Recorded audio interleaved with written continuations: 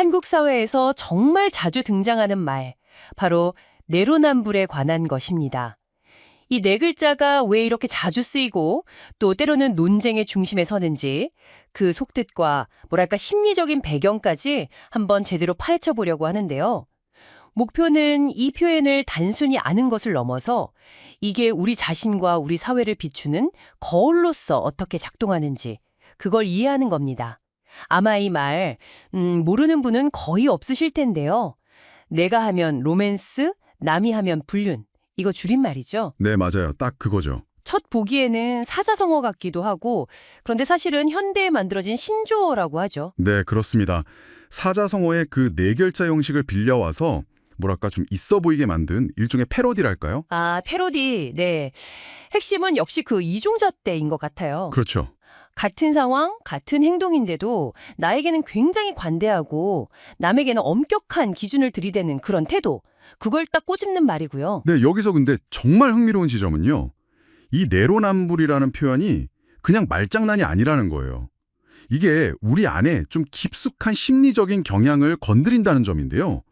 자료들을 보면 이게 흔히 말하는 인지 편향과 관련이 깊다고 지적하거든요. 아, 인지 편향이요? 네, 그러니까 우리가 세상을 해석할 때 뭐랄까 좀 무의식적으로 생기는 생각의 기울기 같은 거 있잖아요.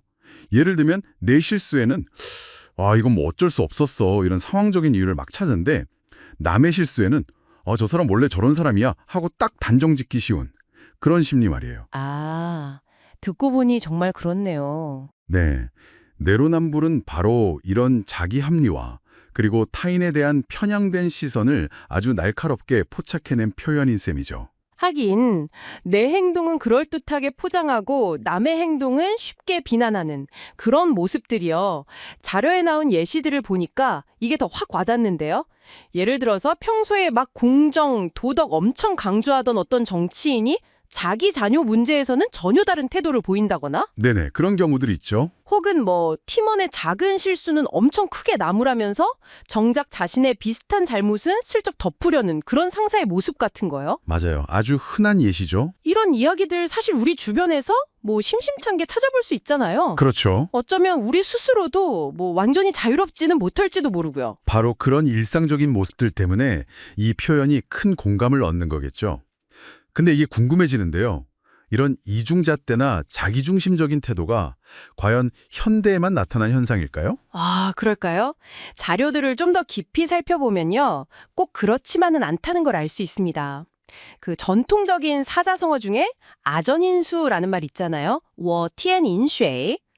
아전인수요. 들어봤어요. 자기 논에만 물대는 거. 네, 맞습니다. 자기 논에만 물을 끌어댄다는 뜻으로 자기 이익만 먼저 챙기려는 그런 이기적인 태도를 비유하는 말이죠. 그러네요. 내로남불하고 뭔가 통하는 면이 분명히 있네요. 그럼 이 연결이 왜 중요할까요? 네, 이 연결이 중요한 이유는요. 내로남불이 비판하는 그 이중잣대나 위선이 사실은 아전인수가 지적하는 자기 중심성, 그러니까 이게 인간의 꽤 오래된 어떤 본성적인 결함의 뿌리를 두고 있다는 걸 보여주기 때문입니다. 아하. 근데 이 완전히 새로운 현상이 아니라 아주 오래된 인간 행동 패턴이 현대사회의 맥락 속에서 내로남불이라는 더 직설적이고 어떻게 보면 더 강력한 이름표를 달고 나타난 것이라고 볼 수 있는 거죠. 그렇군요. 언어가 이렇게 시대를 반영하면서 어떻게 인간의 그 변치 않는 속성을 계속해서 비판하고 또 성찰하게 만드는지 이걸 보여주는 흥미로운 지점이라고 생각해요. 와, 그렇군요. 단순히 그냥 요즘 유행하는 말을 넘어서 그 뿌리가 생각보다 굉장히 깊다는 거네요. 자, 그럼 오늘 저희가 살펴본 내용들을 한번 정리해 볼까요? 내로남불은 내가 하면 로맨스, 남이 하면 불륜에서 온 말로 자기에게 유리하게 기준을 막 바꾸는 이중잣대를 비판하는 아주 강력한 신조어고요. 네. 그리고 그 바탕에는 우리 안에 어떤 인지 편향, 자기 합리화 같은 심리가 있고 더 거슬러 올라가면 아전인수로 표현되는 그런 뿌리 깊은 자기중심적 속성과도 연결된다는 점을 저희가 확인했습니다. 맞습니다. 결국 이 표현은 우리 사회와 인간 본성에 대한 상당히 날카로운 통찰을 담고 있는 셈이네요. 맞습니다. 그래서 여기서 우리가 마지막으로 한번 던져봐야 할 질문이 있는 것 같아요. 우리는 다른 사람의 내로남불은 비교적 쉽게 알아채잖아요. 아, 저 사람 또 저러네 하고. 그렇죠. 잘 보이죠. 네. 그런데 혹시 나 자신은 어떤가요? 나도 모르게 특정 사안이나 인물에 대해서 좀 이중적인 기준을 들이대고 있지는 않은지 한 번쯤 진지하게 돌아볼 필요가 있지 않을까 싶습니다. 아, 네. 내 안에 이런 경향성을 스스로 인지하는 것만으로도 세상을 보는 관점이나 아니면 타인과의 관계 맺기 방식에 좀 의미 있는 변화를 가져올 수 있을 겁니다.